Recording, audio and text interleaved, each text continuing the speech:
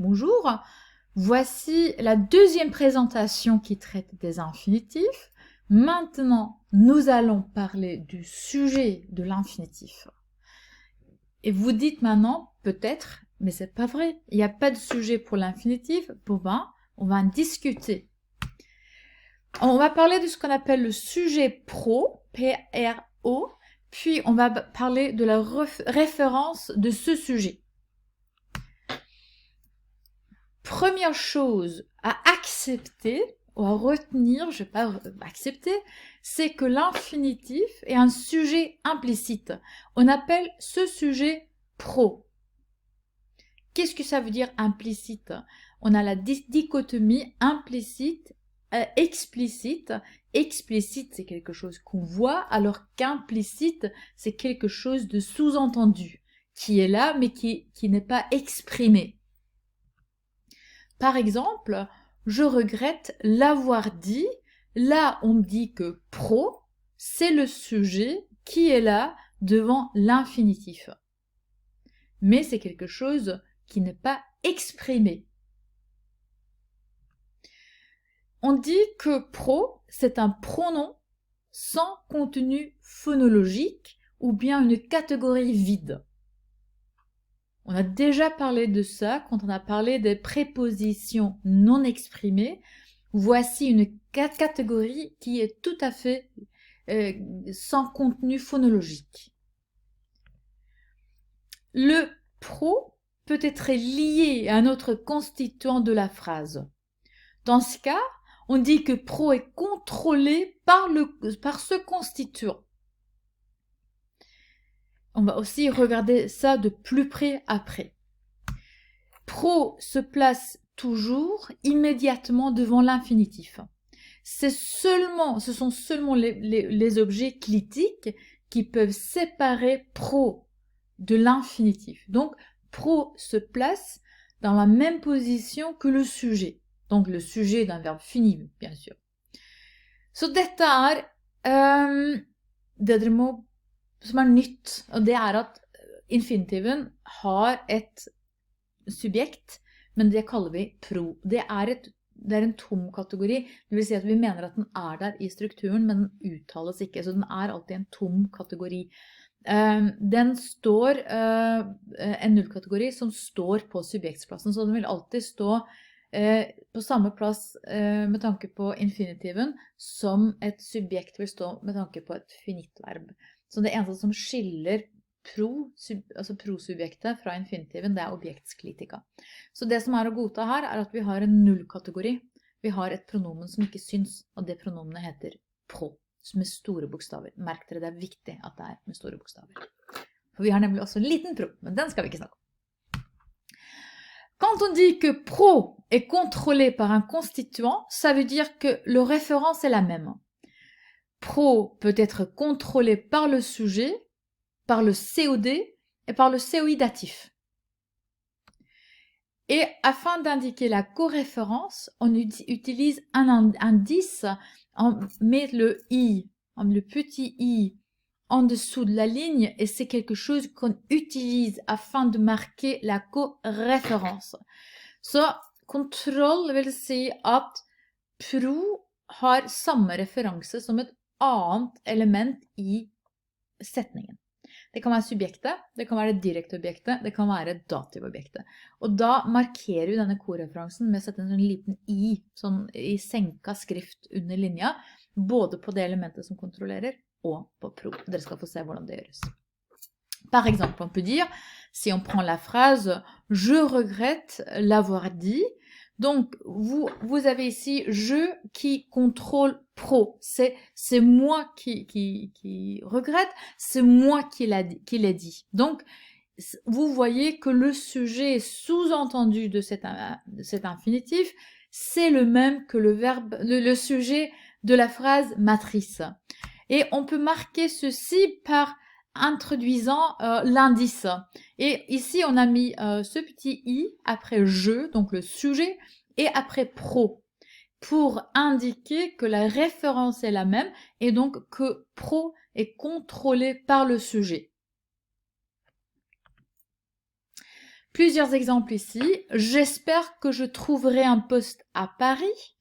Et vous voyez ici je et je, donc c'est le même sujet dans la phrase matrice que dans la subordonnée, parce qu'ici, bien sûr, on a une structure à subordonner, mais on peut aussi remplacer cette subordonnée par une construction infinitive. Et ici, on a indiqué la coréférence des deux sujets, donc je et je, c'est la même personne, hein. Et puis, on peut remplacer la subordonnée nominale par une construction infinitive. Et par exemple, j'espère trouver un poste à Paris. Ça veut dire exactement la même chose. Maintenant, il faut ajouter pro, parce qu'on sait que pro, c'est le sujet de l'infinitif qui doit précéder cet infinitif. Et on ajoute aussi l'indice pour indiquer le contrôle et la coréférence. Puis, le pro ou pro peut aussi être contrôlé par le COD. On peut s'imaginer une phrase telle que j'écoute les oiseaux et puis une autre phrase les oiseaux chantent. Et puis, on peut intégrer tout ceci en utilisant un infinitif. Donc, j'écoute les oiseaux chanter. Ça veut dire la même chose. Ici, il faut aussi ajouter pro. Et puis, on peut se poser la question, mais pourquoi est-ce qu'on fait ça, hein? Alors, on a déjà oiseau là, pourquoi pas tout simplement dire que oiseau, c'est le sujet de chanter. On ne peut pas le faire. Ici, j'ai ajouté les indices et je vais vous expliquer pourquoi on ne peut pas dire que oiseau est le sujet de chanter, mais pro. Parce que on peut très bien pronominaliser les oiseaux et on a la structure « je les écoute chanter ». Et là, c'est clair qu'il faut ajouter quelque chose devant l'infinitif. Donc, devant l'infinitif, c'est pro. Puis, pro peut aussi être contrôlé par un COI datif. On peut dire « j'ai proposé à Marie » et puis Marie lit ce livre. Et si on veut joindre en quelque sorte ces deux phrases, on obtient « j'ai proposé à Marie de lire ce livre ». Et on peut donc, il faut ajouter pro. Pro se place immédiatement devant lire, donc devant l'infinitif. Et vous voyez qu'ici, c'est Marie qui doit lire, mais Marie est réalisée comme le COI datif dans la phrase matrice. Donc, on voit que que pro est contrôlé par ce COI datif. Et on peut aussi pronominaliser, on peut dire « je lui propose de lire ce livre ». Et vous voyez encore une fois que c'est clair que c'est le COI datif, donc lui. Et encore une fois, on peut souligner donc cette coréférence. Så veldig oppsummert her, vi ser i oppgavene på 2 så er det subjektet som kontrollerer, 3 COD og 4 COI-dativ. Det er ganske enkelt å si i 2a at du har koreferanse når det er leddsetninger, men det er akkurat det samme som skjer når det er en infinitivskonstruksjon, hvor du har pro inn som er bundet av subjektet, og som har samme referanse. I 3 så har vi fuglene som synger. Kunne vi selvfølgelig vært fristende og sagt at her trenger vi ikke pro, fordi les oiseaux står rett foran infinitiv. Det kan vi ikke, fordi i 3c vi kan pronominalisere det, og plutselig så er det jo ingenting som står, som er eksplisitt, som tilsvarer subjektet foran infinitiven, så vi skal ha pro i begge tilfeller. Så i nummer 4 så har vi et dativobjekt, og der er det en pro som er bundet av hele Marie, altså hele dativobjektet. Også da i C med lui, som vil ha den samme bindinga. Her står det også med indice. Parfois, pro n'est pas contrôlé par un constituant de la phrase. Et dans ces cas-là, on dit que pro est arbitraire. Arbitraire, en norvégien, ça veut dire vilkårlig. Et la référence de pro dans ces cas, elle est soit indéfinie, soit générique. Så enten er referansen da ubestemt, eller så er den generisk, og med generisk betyr det noe som gjelder liksom alle eksemplarer av arten. Et pour indiquer que pro est arbitraire, on utilise la forme ici, pro avec ARB, donc après, donc petit, en dessous de la ligne, c'est ça ce que je cherche. Et donc pro arbitraire. Maintenant, vous pouvez poser, vous pouvez essayer. Maintenant, je veux que vous introduisiez le pro ici. Et où est-ce qu'il faut le mettre? Et quelle sorte de pro? Et si vous avez fait ça, on peut regarder, les corriger. C'est un pro arbitraire après comment échapper. Il n'y a rien qui contrôle le pro ici. De même pour pourquoi attendre. Il faut l'espace ici, je suis désolée. Et aussi tout refuser, c'est tout accepter. Partout ici, il y a un pro arbitraire parce qu'il n'y a rien du tout qui puisse contrôler pro ici. Så her det, med litt manglende mellomrom, som jeg skal fikse til det jeg legger ut til dere, her det arbitrær pro. Her det ingenting som kan binde pro, og derfor så vil den være helt arbitrær. Og det gjelder jo da typisk for denne typen setninger, spesielt spørsmål når de står uten annet enn en infinitiv. Finalement, on a ce qu'on appelle la montée du sujet. Avec certains verbes, le sujet de la phrase matrice est le sujet de la construction infinitive qui monte dans la structure. Et ici, il faut assumer qu'on parle du sujet logique ou sous-jacent en quelque sorte.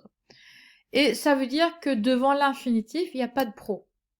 C'est le seul cas où il n'y a pas de pro devant l'infinitif, c'est avec les sujets qui ont été élevés dans la structure. Je vais vous montrer comment on fait ça. Et on marque le lieu d'extraction par ce petit tiret ou par T pour trace. Si on a la phrase « Pierre semble être heureux », on dit que « sembler » ne prend pas de sujet, pas de sujet animé, pour ainsi dire. On peut dire « il semble quelque chose », mais on ne peut pas dire « Pierre semble ». Donc, le sujet, c'est le sujet du verbe « être ». Donc, et on prend le sujet devant « être » et ce sujet est déplacé vers le début de la phrase où il paraît comme le sujet de sembler. Si il y a pas beaucoup de verbes qui sont comme ceci, qui prennent un sujet, bon, qui exige la montée du sujet, c'est sembler, c'est paraître et s'avérer. Så dette det vi kaller subjektsløfting på norsk. Og det ikke veldig mange verb, det de som står nede her. Tanken at et verb som synes, eller sembler, det tar ikke egentlig noe subjekt. Så veldig ofte så vil det stå det eller il foran, for det et tomt, meningstomt subjekt som bare står der fordi vi vet at vi må ha noe på subjektsplassen. Og så det den infinitiven som det knytter seg til. Så ligger det foran den infinitiven, har vi et slags subjekt, altså vi har et subjekt, og det løftes da opp og blir subjektet i hovedsetningen. Og så står det ingenting igjen foran infinitiven. Så her kan vi tenke oss at Pierre semble être heureux. Grunnstrukturen Pierre être heureux. Så setter vi på semble, og så trekker vi Pierre fra foran être og opp til subjektsposisjonen. Det her kan vi vise med et tre. Og ja, før jeg glemmer det, les mer hos Helland eller Lyde. Voici la structure. On a la phrase matrice avec le sujet et le groupe verbal. Le sujet, Pierre, semble, c'est le verbe, puis on a l'attribut de sujet qui est donc la construction infinitive. Cette construction infinitive a un verbe être, c'est l'infinitif, et puis l'attribut de sujet heureux. Puis cette construction infinitive en quelque sorte un sujet. Maintenant on ne parle pas de pro, on parle d'un sujet. le sujet est Pierre, qui est donc déplacé de cette position et monte jusqu'à la position du sujet du verbe matrice, à savoir sembler. Donc c'est une dérivation qui exige le déplacement du sujet.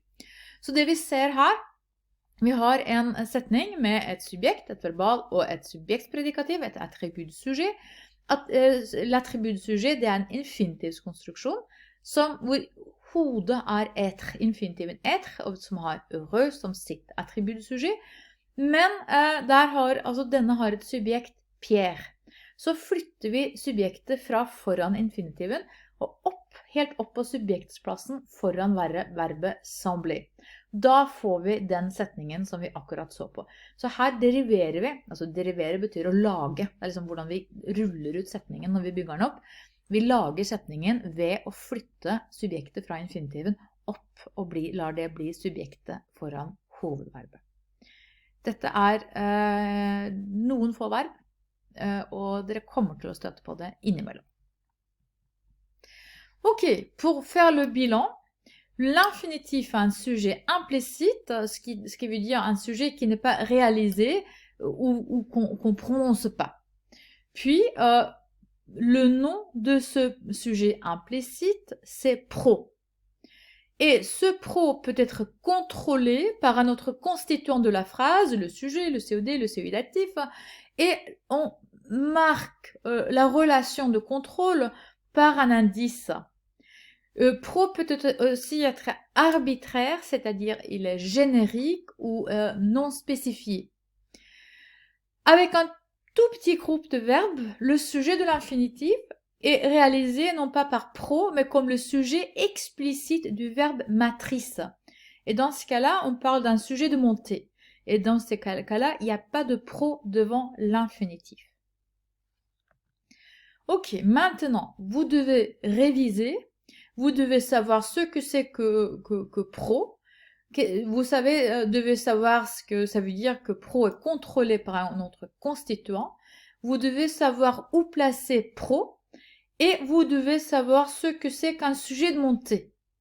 Et si tout ceci est clair, vous pouvez procéder avec la présentation, les constructions infinitives 3, l'indice de l'infinitif.